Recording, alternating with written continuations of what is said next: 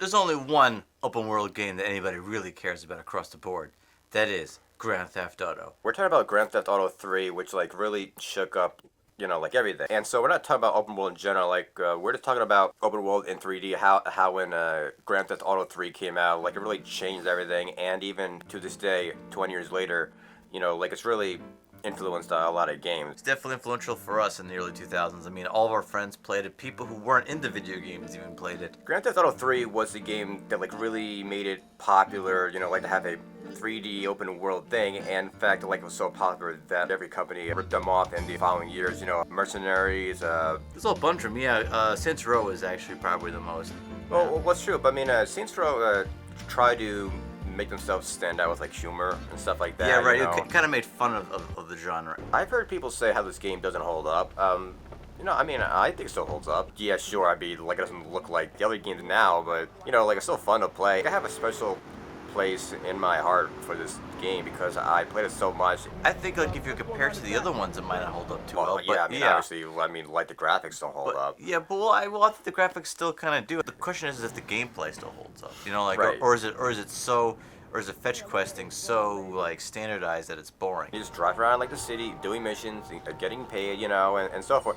I mean, and that is still the model now. Sometimes, like in these games, like the more realistic they try to make it, the more frustrating, you know what I mean? And I think that's how I felt about Grand Theft Auto 4. Yeah, it was like manslaughter?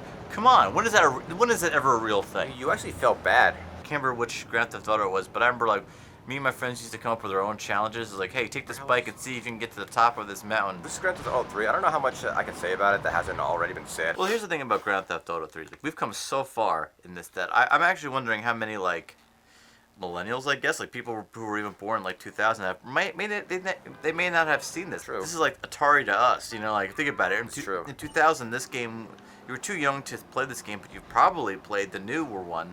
Literally 20 years have passed. Yeah, it's like this is 20 years. This is the first one, and I think a lot of people don't either haven't played it or haven't given it a chance. It's like and now they can because they pulled this version off of like Steam. Some companies go so far that, like, for example, the Resident Evil 3 re-release is a completely different game. It's like you freaking took what we all loved about the original and you cut out and destroyed it. Yeah, we're here just giving a tribute to the game that really changed a lot of things. Because it's so commonplace now, like it's hard to see, but this was very like state of the art, cutting edge. I mean, this game had like things loading while you played it. You know what I mean? Which is different because most games at the time, because they were CD based, like it was constantly like loading and loading.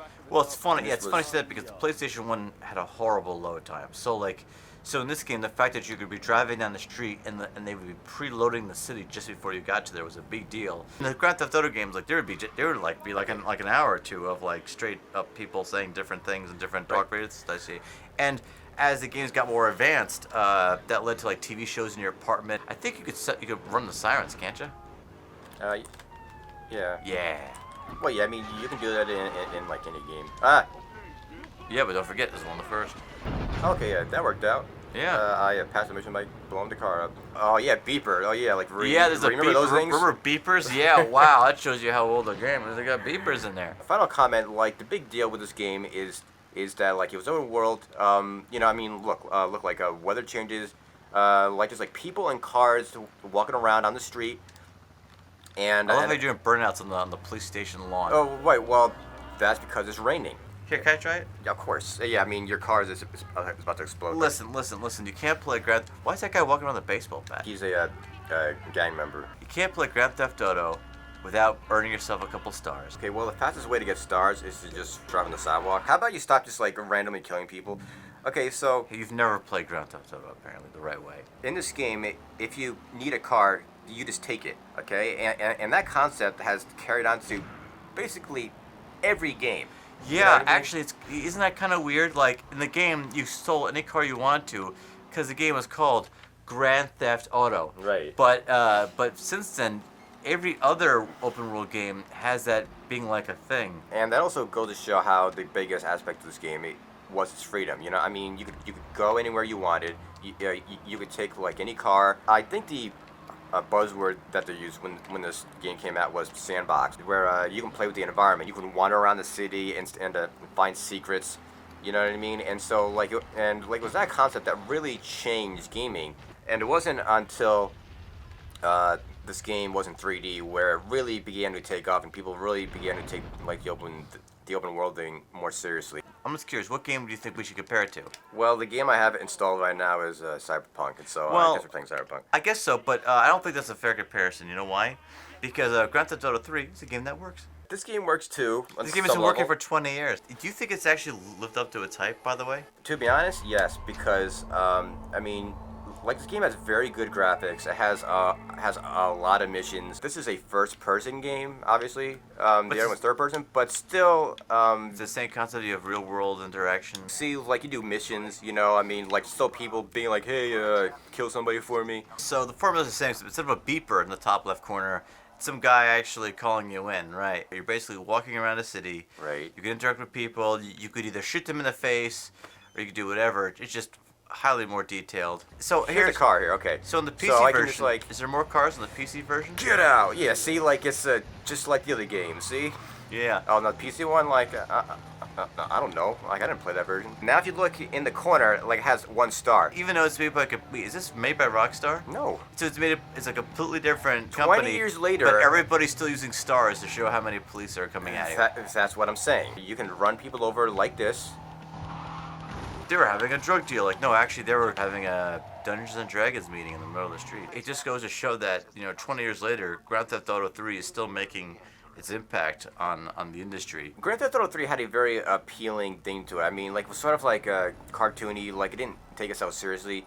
Once 4 came out, and games began to get more realistic, cars had shocks on them and stuff.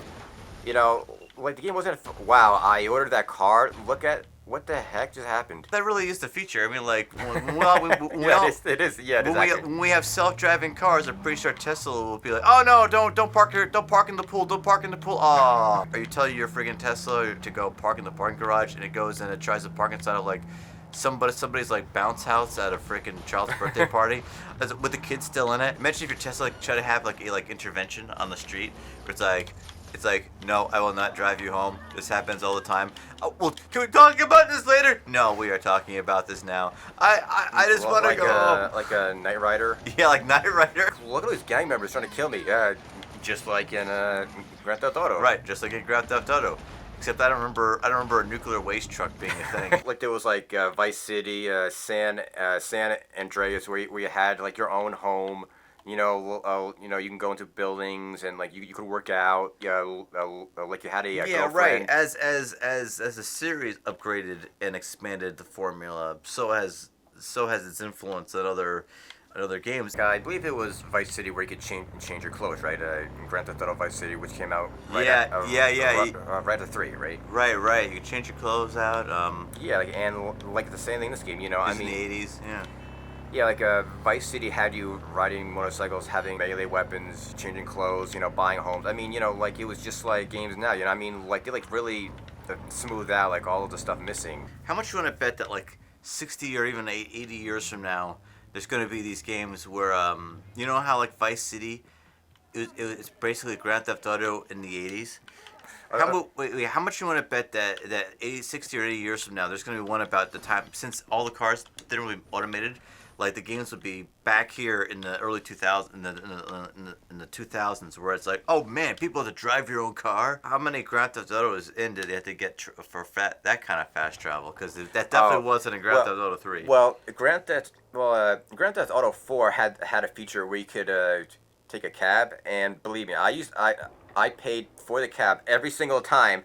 I think you had to pay more if you wanted to skip the ride. I swear to God. You know what I mean? I swear. You know what I mean? You have to pay. We mean pay more to not actually sit there and actually listen. Yeah. You know how a lot of DLC today, a lot of things you buy for the game cost you real money in real life for the extras. Wouldn't it be funny if they did a microtransaction, or if you wanted to skip scenes or do that type of stuff, you had to pay real money. What, they cut down on the loading if you pay them? Yeah, they cut down on the loads. Oh no, where does this cat come from? Oh wait a minute, look at this.